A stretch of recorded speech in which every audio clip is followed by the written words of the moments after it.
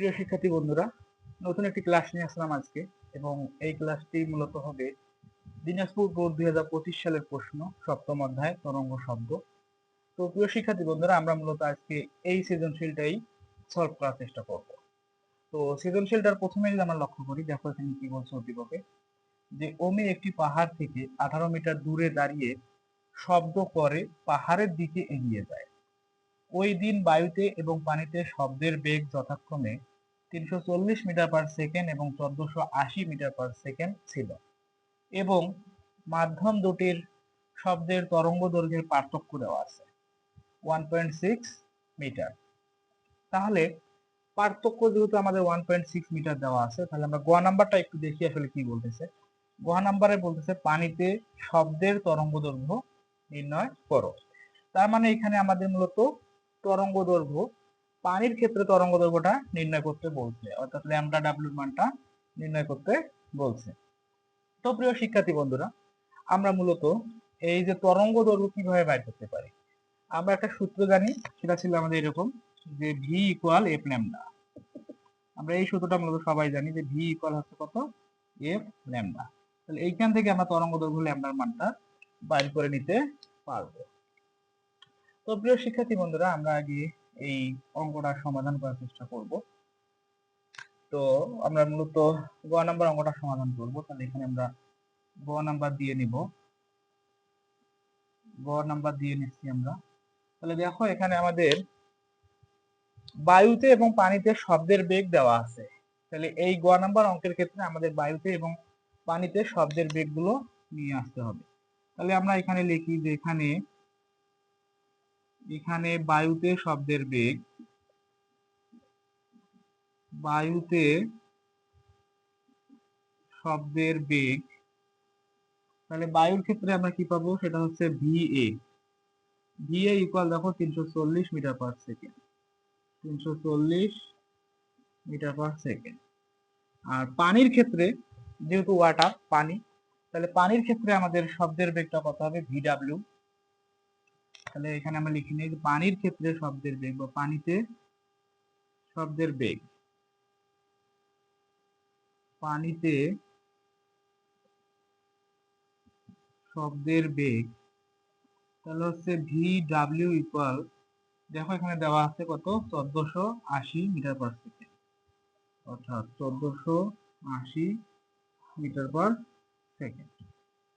আর এইখানে দেখো একটা বিষয় বলা আছে, যে মাধ্যম দুটির শব্দের তরঙ্গ দৈর্ঘ্যের পার্থক্য। তাহলে আমরা এখানে দেখতেছি যে আমাদের পানিতে শব্দের বেগ যেহেতু বেশি, তাহলে তরঙ্গ দৈর্ঘ্যের পার্থক্যটাও পানিতেই বেশি হবে। কেন? আমরা মূলত একটা সূত্রটা শিখছিলাম, সেটা ছিল আমাদের এরকম, যে ভি ইকুয়াল হচ্ছে এফ ল্যামডা। তাহলে দেখো মূলত এই জায়গায় যে আমাদের এফটা হচ্ছে কম্পাঙ্ক, ল্যামডা হচ্ছে তরঙ্গ দৈর্ঘ্য, এবং আমরা দেখতেছি বেগের সাথে এগুলো সমানুপাতিক আকারে থাকে, অর্থাৎ ভি সমানুপাতিক, আমরা এখানে ভি সমানুপাতিক এফ লিখতে পারবো, আবার আরেকটাকে লিখতে পারবো এরকম, ভি সমানুপাতিক ল্যামডা। ঠিক আছে? তার মানে আমরা এটা বলতে পারি যে আমাদের যেহেতু বেগটা বেশি, অর্থাৎ ওই ক্ষেত্রে আমরা বলতে পারবো যে তরঙ্গ দৈর্ঘ্য ল্যামডাটাও বেশি হবে। এই ক্ষেত্রে পানিতে তরঙ্গ দৈর্ঘ্য ল্যামডাটাও বেশি হবে। ওই ক্ষেত্রে যেহেতু আমাদের মাধ্যম দুটি তরঙ্গ দৈর্ঘ্যের পার্থক্য দেওয়া আছে, তাহলে পার্থক্য মানে আমরা বেশি থেকে কম বিয়োগ করে দেই, তাহলে হচ্ছে ল্যামডা ডাব্লিউ মাইনাস কম হচ্ছে আমাদের কোনটা, ল্যামডা এ, অর্থাৎ পানির ক্ষেত্রে তরঙ্গ দৈর্ঘ্য ল্যামডা এ, এদের পার্থক্য দেওয়া আছে কত, 1.6 মিটার। তাহলে এখানে লিখবো আমরা 1.6 মিটার। তাহলে মূলত দেখো আমাদের গ নাম্বার যেটা বাইর করতে বলছে, যে পানিতে শব্দের তরঙ্গ দৈর্ঘ্য নির্ণয় করো, অর্থাৎ আমরা পানিতে শব্দের তরঙ্গ দৈর্ঘ্য ল্যামডা ডাব্লিউর মানটা বাইর করব। ল্যামডা ডাব্লিউ ইকুয়াল হট, এটা আমাদের বাইর করতে হবে। তো প্রিয় শিক্ষার্থী বন্ধুরা, এখন মূলত আমরা একটু লক্ষ্য করি যে আমাদের এখানে যেহেতু বায়ু এবং পানি দুইটা কাজ করতেছে, দুইটা মাধ্যম কাজ করতেছে, যার কারণে আমরা এখানে লিখতে পারি যে বায়ুর ক্ষেত্রে, আমরা যেহেতু সূত্র আকারে লিখবো, তাহলে এখানে আমরা লিখতে পারি যে বায়ুর ক্ষেত্রে, এই জায়গায় লেখো যে বায়ুর ক্ষেত্রে,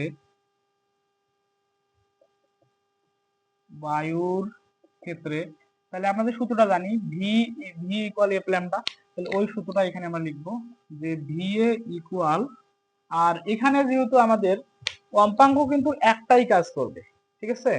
যে দেখো অমি একটি পাহাড় হতে 18 মিটার দূরে দাঁড়িয়ে শব্দ করে পাহাড়ের দিকে এগিয়ে যায়। এখানে বায়ু, পানি এবং এদের বেগ দেওয়া আছে, এবং এখানে মূলত আমাদের কম্পাঙ্কটা একই হবে, যার কারণে আমরা V A equal F lambda A লিখবো।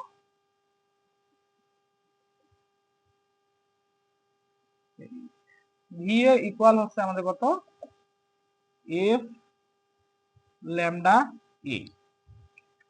তাহলে এইখান থেকে মূলত আমরা ল্যামডা এর একটা সমীকরণ বাইর করে নিব, যার কারণে এটাকে আমরা এইভাবে লিখতে পাবো যে বা এফ ল্যামডা এ ইকুয়াল হচ্ছে ভি এ, বা এখান থেকে আমরা লিখতে পারি যে অতএব ল্যামডা এ ইকুয়াল হচ্ছে V A divided by F. তাহলে বায়ুর ক্ষেত্রে আমরা এটা পাইলাম। তাহলে পানির ক্ষেত্রেও আমরা অনুরূপ ভাবে এরকমই পাবো, অর্থাৎ পানির ক্ষেত্রে আমাদের lambda W equal V W divide by F পাবো। এখানে কম্পাঙ্ক আমাদের একটাই কাজ করবে, তাহলে এখানে আমরা লিখবো এখন পানির ক্ষেত্রে, তাহলে এই জায়গায় আমরা লিখবো যে পানির ক্ষেত্রে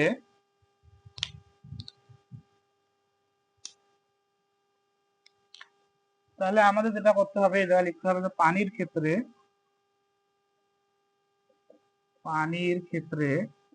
তাহলে আমরা একই ভাবে লিখে নেই যে ল্যামডা ডাব্লিউ, এটার অনুরূপ করে লিখে নেব যে ভি ডাব্লিউ ডিভাইড বাই কত এফ। এখন দেখো আমি আগে একটা কথা বলছিলাম যে আমাদের যেহেতু পানির শব্দের বেগটা বেশি, ওই ক্ষেত্রে আমরা বলছিলাম যে পানির তরঙ্গ দৈর্ঘ্যটাও বেশি হবে। কারণ কি, যে আমরা জানি বেগের সাথে এরা সমানুপাতিক আকারে থাকে। তাহলে এখানে আমরা এভাবে লিখতে পারি যে যেহেতু তাহলে হচ্ছে ভি ডাব্লিউটা বেশি হবে ভি এর থেকে, তাহলে ওই ক্ষেত্রে আমরা লিখবো যে অতএব আমাদের ল্যামডা ডাব্লিউটা বেশি হবে কার থেকে, ল্যামডা এর থেকে, ঠিক আছে। এখন দেখো মূলত আমাদের প্রশ্নে একটা বিষয় ছিল, সেটা ছিল যে দুটি মাধ্যমের শব্দের তরঙ্গ দৈর্ঘ্যের পার্থক্য 1.6। তাহলে এখানে আমরা এখন প্রশ্ন মতে লিখতে পারবো। তাহলে আমরা এখানে লিখি যে প্রশ্ন মতে দেখো আমাদের এখানে ল্যামডা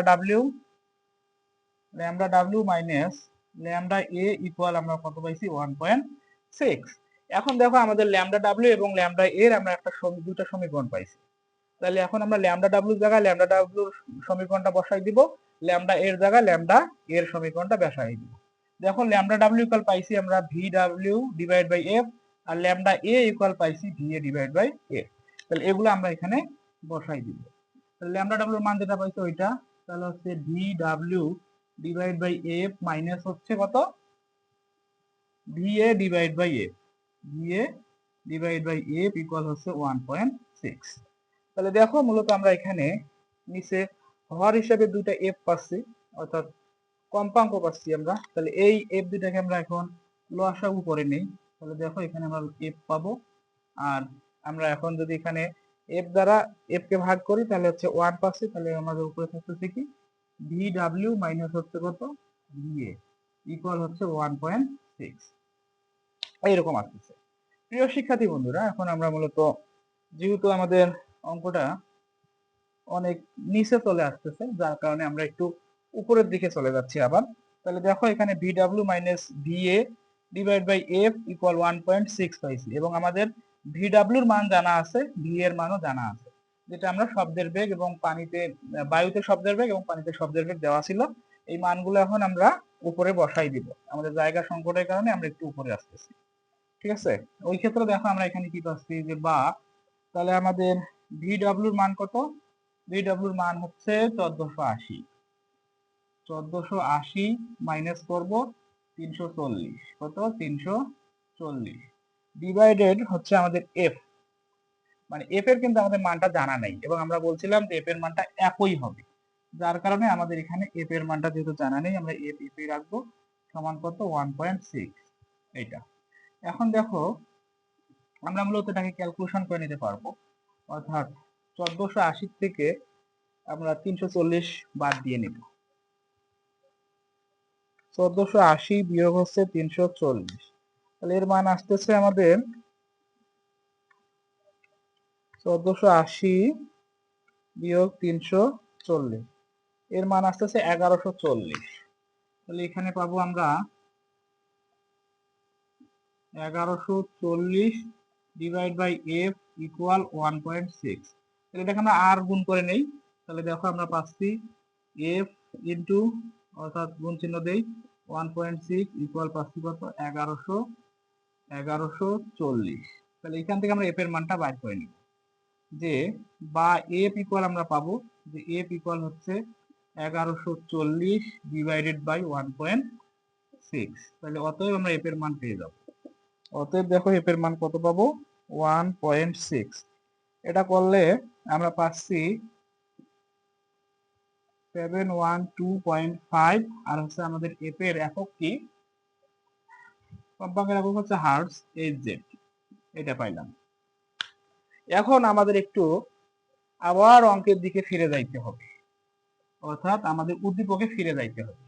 দেখো উদ্দীপকের গয়ে আমাদের বলছে যে পানিতে শব্দের তরঙ্গ দৈর্ঘ্য নির্ণয় করো, অর্থাৎ তরঙ্গ দৈর্ঘ্য মানে আমাদের ল্যামডা ডাব্লিউর মানটা নির্ণয় করতে বলছে। তাহলে এখানে আমাদের পানির ক্ষেত্রে, ঠিক আছে, ওই ক্ষেত্রে এখন আমরা সূত্রটা লিখতে পারবো এরকম করে, যে আমরা জানি আমরা পানি নিয়ে কাজ করব, ঠিক আছে, যে আমরা জানি পানির ক্ষেত্রে আমরা ভি ল্যামডা ব্যবহার, ভি ডাব্লিউ ব্যবহার করব, যেহেতু পানি, ভি ডাব্লিউ ইকুয়াল আমরা জানি কি এফ, অর্থাৎ ভি ইকুয়াল এফ ল্যামডা। তাহলে পানির ক্ষেত্রে আমরা জানবো V equal F lambda W, ঠিক আছে, এফ ল্যামডা ডাব্লিউ। এইখান থেকে আমাদের ল্যামডা ডাব্লিউর মানটা কি করতে হবে, বাইর করে নিতে হবে। যার কারণে আমাদের এফ এর মানটা জানা প্রয়োজন ছিল, এফ এর মানটা আমরা এখানে বাইর করে নিছি। তাহলে এখন দেখো আমরা এখানে কি লিখতে পারি, বা এফ ল্যামডা ডাব্লিউ ইকুয়াল হচ্ছে ভি ডাব্লিউ।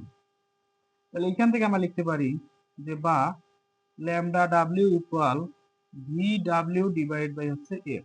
এখন দেখো আমাদের ভি ডাব্লিউর মান জানা আছে, এফ এর মানও জানা আছে, ওইখান থেকে আমরা মানগুলো এখন এখানে বসাই দিতে পারবো। তাহলে ল্যামডা ডাব্লিউ ইকুয়াল আমাদের ভি ডাব্লিউর মান দেখো কত, 1480। তাহলে হচ্ছে 1480 ডিভাইড বাই এফ এর মান আমরা পাইছি এই যে এটা 712.5।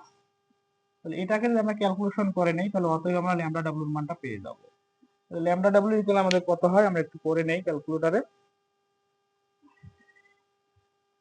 1480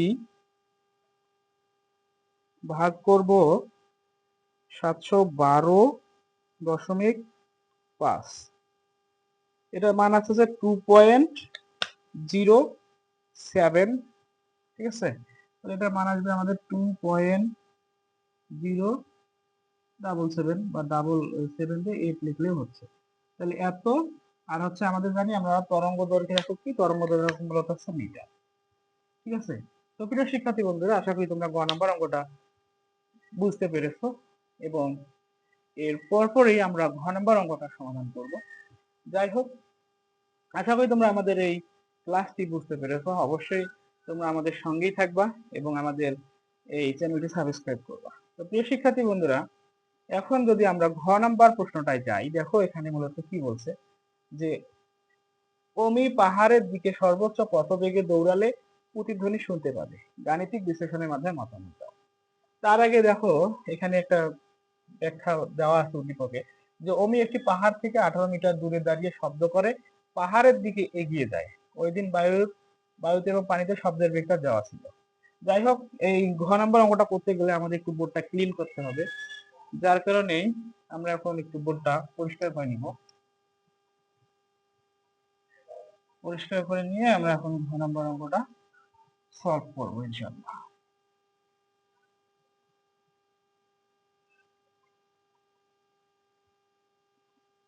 তো প্রিয় শিক্ষার্থী বন্ধুরা, তোমরা আগে একটু উদ্দীপকটা লক্ষ্য করো এবং উদ্দীপকটা বোঝার চেষ্টা করো।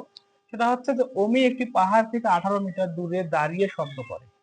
তাহলে আমরা ধরে নেই যে এইটা, আমরা ধরে নিচ্ছি যে এইটা মূলত একটা পাহাড়, এইটা মূলত একটা পাহাড়। এই পাহাড় থেকে অমি মূলত এই জায়গায় দাঁড়িয়ে আছে, অর্থাৎ এইটা হচ্ছে অমি, ঠিক আছে, এটা হচ্ছে অমি। পাহাড় থেকে দূরে দাঁড়িয়ে আছে এবং এই দূরত্বটা দেওয়া আছে কত, দেখো এই দূরত্বটা মূলত দেওয়া আছে 18 মিটার দূরে সে দাঁড়িয়ে আছে, অর্থাৎ ডি ইকুয়াল 18 মিটার দূরে দাঁড়িয়ে আছে কে, অমি। অমি নামের এই ব্যক্তিটা দাঁড়িয়ে আছে 18 মিটার দূরে, পাহাড় থেকে সে 18 মিটার দূরে দাঁড়িয়ে আছে, এই যে এখান থেকে, হ্যাঁ, দূরত্বটা হচ্ছে 18 মিটার।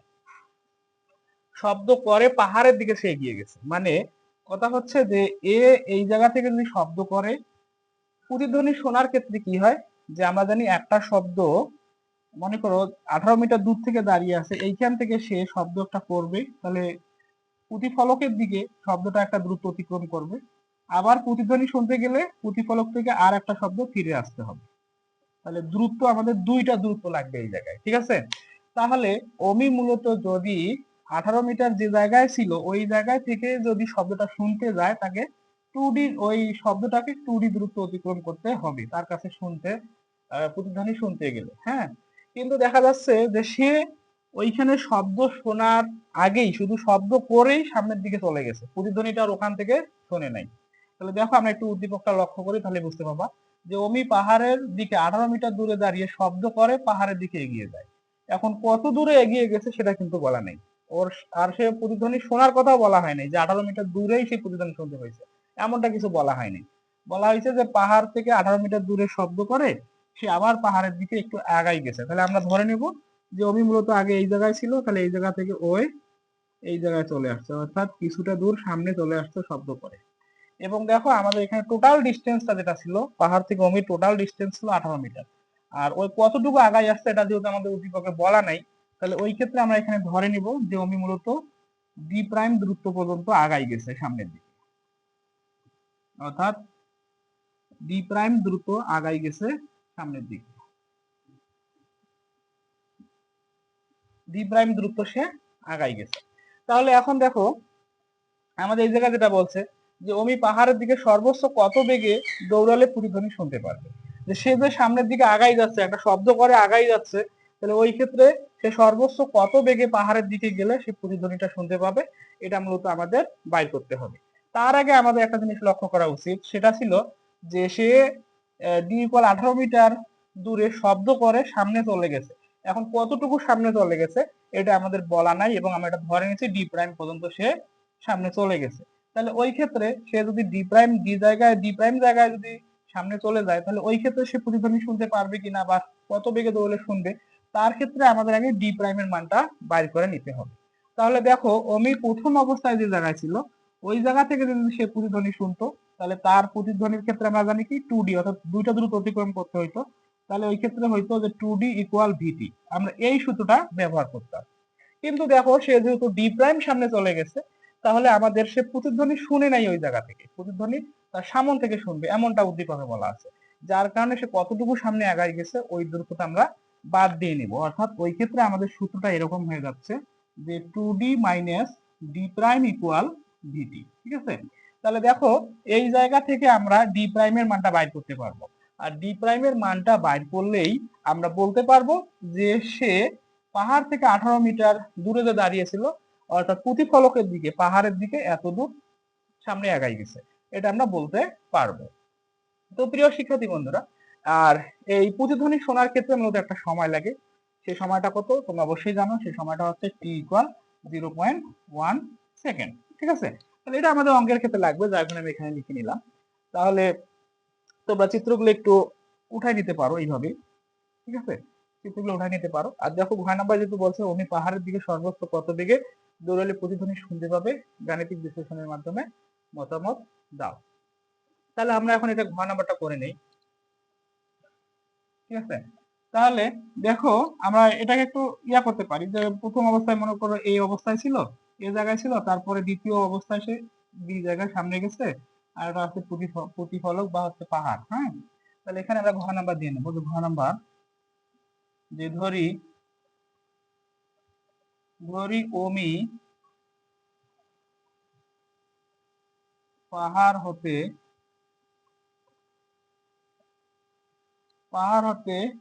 ডি ইকুয়াল 18 মিটার দূরে এ অবস্থানে এই অবস্থানে দাঁড়িয়ে শব্দ করে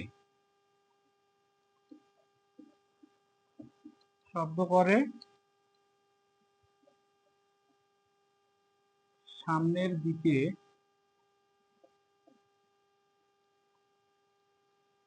দিকে বি বি বি স্থানে বা বি অবস্থানে এগিয়ে যায়, বি অবস্থানে এগিয়ে যায়, এগিয়ে যায়। তাহলে এই ক্ষেত্রে আমরা যেটা পাইছি যে 2d থেকে d প্রাইম বাদ দিয়েছিলাম, কেন আমরা ধরে নিয়েছিলাম যে সে d প্রাইম পর্যন্ত সামনে এগিয়ে গেছে। তাহলে আমরা এখানে লিখবো যে এক্ষেত্রে যে সূত্রটা আমরা পাইছি সেটা হচ্ছে টোটাল দূরত্ব থেকে আমরা যতটুকু আগায় গেছে সেটা বাদ দিচ্ছি, d প্রাইম ইকুয়াল কত, vt, vt এইটা, ঠিক আছে। ওই ক্ষেত্রে দেখো আমাদের মূলত d এর মান কিন্তু দেওয়া আছে, d এর মান হচ্ছে 18 মিটার দেওয়া আছে। এটা হচ্ছে মূলত আমাদের উদ্দীপকের আলোচনা ছিল, আর চিত্রটা তোমরা ইচ্ছা করলে এখানে আট করে নিতে পারবা, কারণ চিত্রটা দিলে একটু ভালো হয়। তাহলে দেখো ওই ক্ষেত্রে আমাদের d এর মান এখানে কত ছিল, এখানে d এর মান কত, এখানে d ইকুয়াল হচ্ছে 18 মিটার, 18 মিটার। আর আমরা জানি যে কোনো সময়, যে কোনো ত্রিভুজ শুনতে সময় লাগে কত, প্রয়োজনীয় সময় t ইকুয়াল যেটা ওটা লিখবো, যে t ইকুয়াল হচ্ছে 0.1 সেকেন্ড, 0.1 সেকেন্ড। তাহলে এইখানে দেখো আমরা এই মানগুলো বসাবো, যে বা তাহলে এইখানে আমরা যেহেতু d প্রাইমের মান বাইর করবো, যে কতটুকু সে সামনে গেছে শব্দ করে ওটা বাইর করতে হবে। তাহলে দেখো আমাদের 2 ইন্টু d, d এর মান কত, d এর মান হচ্ছে আমাদের 18, তাহলে 18 মাইনাস হচ্ছে d প্রাইম ইকুয়াল হচ্ছে v এর মান কত, v এর মান দেখো বায়ুতে শব্দের বেগ দেওয়া ছিল, এখানে বায়ুতে শব্দের বেগ 340। তাহলে এখানে আমরা v এর মান নেব, যে বায়ুতে শব্দের বেগ, তাহলে v ভি হ্যাঁ বায়ুতে শব্দের বেগ, এটা বাংলা একটু লিখে নিই, যে বায়ুতে শব্দের বেগ, বায়ুতে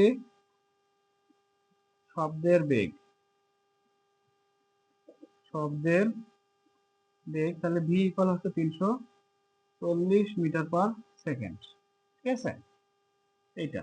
তাহলে এই ক্ষেত্রে দেখো আমরা এখন ভির মান বসাবো 340 ইন্টু হচ্ছে 0.1, এগুলো বসাই নিলাম। তাহলে দেখো আমরা পরের লাইনে কি পাচ্ছি, তাহলে 18 দুগুণে কত পাই, 36 মাইনাস ডি প্রাইম ইকুয়াল, তাহলে হচ্ছে 340 গুণন করবো 0.1, 340 গুণন হচ্ছে 0.1, এর মান আসে আমাদের 34 মান আসবে, তাহলে হচ্ছে 34। এখন দেখো আমরা ডি প্রাইমের মান যেহেতু বাইর করবো, আর আমাদের এদিকে ধরো 36টা প্লাস আকার আছে, এটাকে আমরা ওইদিকে নিয়ে যাবো, অর্থাৎ আমাদের বাম পক্ষ থেকে ডান পক্ষে নিয়ে যাবো। তাহলে হচ্ছে ডি প্রাইম ইকুয়াল পাবো 34 মাইনাস 36। এই ক্ষেত্রে দেখো আমরা পাচ্ছি যে মাইনাস ডি প্রাইম বিয়োগ করবো, অর্থাৎ 36 থেকে 34 বিয়োগ করলে আমরা পাচ্ছি 2, আর যেহেতু বড় সংখ্যার সঙ্গে মাইনাস, তাহলে মাইনাস চিহ্ন দাও। তাহলে উভয় দিক থেকে আমাদের মাইনাসটা বাদ যাচ্ছে, তাহলে অতএব আমরা ডি প্রাইমের মান পাচ্ছি কত, ডি প্রাইম ইকুয়াল পাচ্ছি আমরা 2 মিটার। অর্থাৎ আমরা বলতেই পারবো যে ওমি এই অবস্থা থেকে বি অবস্থায় গেছে সামনের দিকে শব্দ করে, তার মানে তার ডি প্রাইমের মানটা হচ্ছে 2 মিটার, মানে 2 মিটার সামনে সে চলে গেছে, ঠিক আছে। তাহলে আমরা এই দূরত্বটা পাইলাম, ডি প্রাইম অর্থাৎ 2 মিটার সামনে গেছে। তার আগে দেখো আমাদের আরেকটা বিষয় এখানে বলছে, সেটা হচ্ছে যে অমি পাহাড়ের দিকে সর্বোচ্চ কত বেগে দৌড়ালে প্রতিধ্বনি শুনতে পাবে। তাহলে আমরা জানি যে বেগ, কত বেগে দৌড়াবে, সর্বোচ্চ কত বেগে, আমরা বেগের একটা সূত্র জানি, সেটা ছিল আমাদের এরকম, যে ভি ইকুয়াল কি জানি আমরা, দ্রুত বাই সময়, দ্রুত বাই কত সময়। আর ওই ক্ষেত্রে আমাদের সময়টা কোন সময় ব্যবহার করবে, ওই সময়টা হচ্ছে মূলত আমাদের 0.1, আর হচ্ছে ডি তো আমরা পাইলাম যে ডি প্রাইম মান কত, 2 মিটার, ঠিক আছে। তাহলে এই ক্ষেত্রে আমরা এখন এই সূত্রের মাধ্যমে অমির বেগটা নির্ণয় করতে পারবো, ঠিক আছে। তাহলে এই জায়গায় আমাদের যেটা বলছে যে অমি পাহাড়ের দিকে সর্বোচ্চ কত বেগে দৌড়ালে প্রতিধ্বনি শুনতে পারবে, তাহলে এইখানে লিখবো যে অমির পাহাড়ের দিকে দৌড়ানোর সর্বোচ্চ বেগ, অমির পাহাড়ের দিকে দৌড়ানোর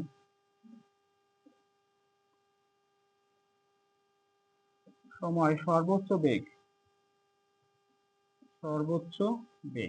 তাহলে ভি ইকুয়াল আমরা লিখবো কত, ডি প্রাইম ডিভাইড বাই হচ্ছে টি।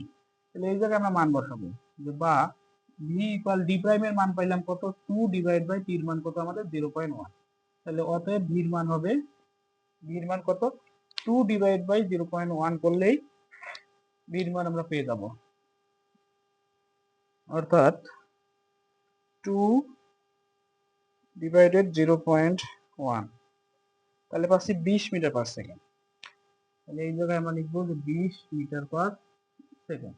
তাহলে আমাদের ফিনিশিংটা দিব আমরা যেভাবে, সেটা হচ্ছে যে আমাদের কিছু বাংলা কথা এখানে লিখে দিলেই হয়ে যাচ্ছে। হ্যাঁ, তাহলে আমরা ওই জায়গায় লিখবো যে অমি পাহাড়ের দিকে সর্বোচ্চ 20 মিটার পার সেকেন্ড বেগে দৌড়ালে প্রতিধ্বনি শুনতে পাবে। এই কথাটা আমি এই জায়গায় লিখে দিচ্ছি। সুতরাং সুতরাং অমি পাহাড়ের দিকে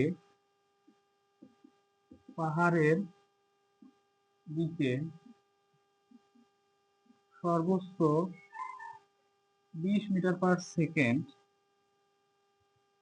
বেগে দৌড়ালে প্রতিধ্বনি শুনতে পারবে, প্রতিধ্বনি শুনতে পারবে। তো প্রিয় শিক্ষার্থী বন্ধুরা, আশা করি তোমরা দিনাজপুর বোর্ড 2025 আমাদের আজকের এই সিকিউ প্রশ্নটি তোমরা বুঝতে পেরেছো, এবং অবশ্যই তোমরা আমাদের সঙ্গেই থাকবা, এবং দেখা হবে তোমাদের সঙ্গে অন্য একটি ভিডিও। সে পর্যন্ত ভালো থাকো, সুস্থ থাকো এবং নিয়মিত পড়াশোনা করো এবং আমাদের সাথেই থাকো। ধন্যবাদ সকলকে।